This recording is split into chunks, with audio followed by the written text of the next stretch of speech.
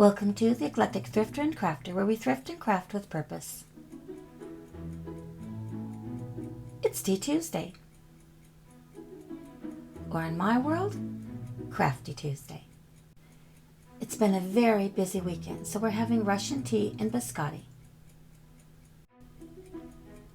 Hello.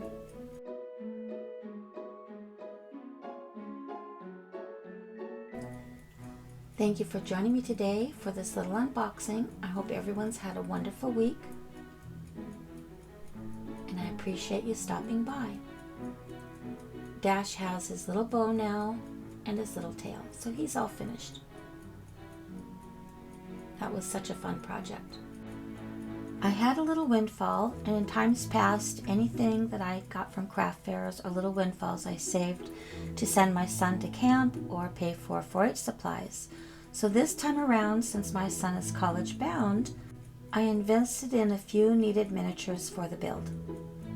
It was important for this purchase because many of the items in the abandoned box, the smaller items, were smaller than 1/12 scale.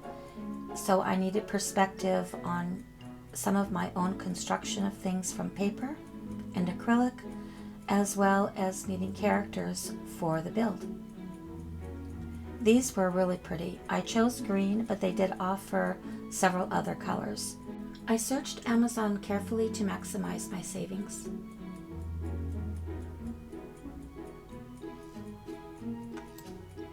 I think these are lovely.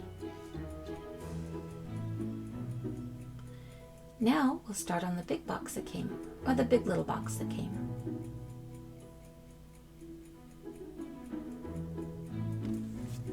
Here's our main character.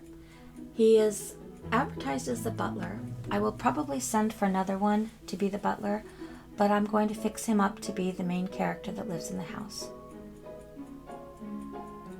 The clothes do not detach. I'm going to work on that this winter and make additional clothes for all of these characters.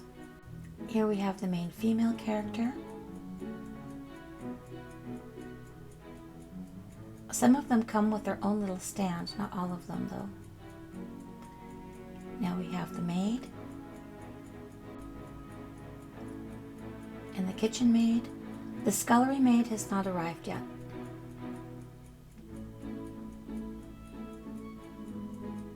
They're all porcelain, and the clothing is very well made.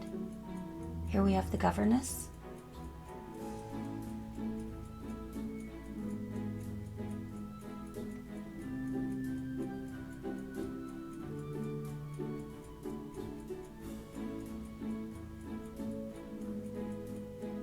And the little girl. They did not have a little boy. I'm going to keep my eyes open for a little boy.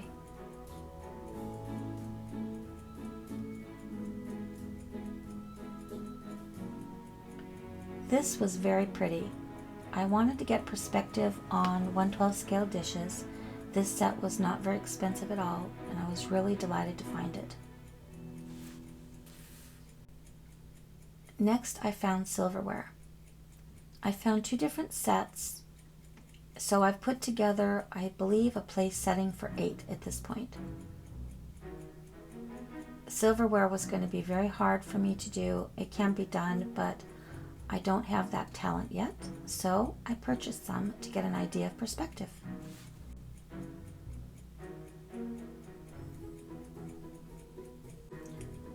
For as tiny as they are, the detail on the silverware is really amazing.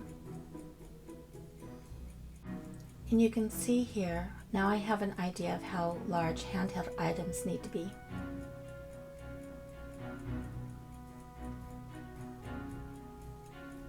Certain items like the fishing reel, you can get away with making them various sizes because there are some very large fishing reels for different types of fishing.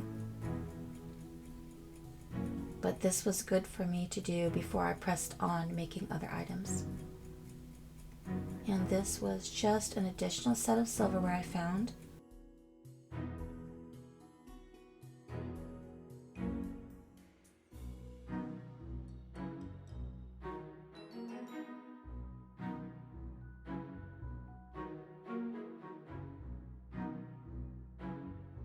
The second set of silverware came with several little plates, so we can make a dessert set out of that this winter.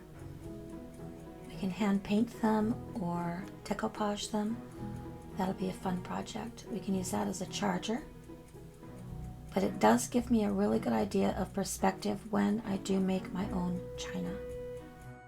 I plan on saving up for a tabletop kiln so I don't have to run to the town next door to have things fired. For miniatures, you just need a tabletop kiln. So that was my purchase. And I love these little characters. And I can't wait to try and make little clothes for them and change them up a little bit. We need to find a little playmate for her.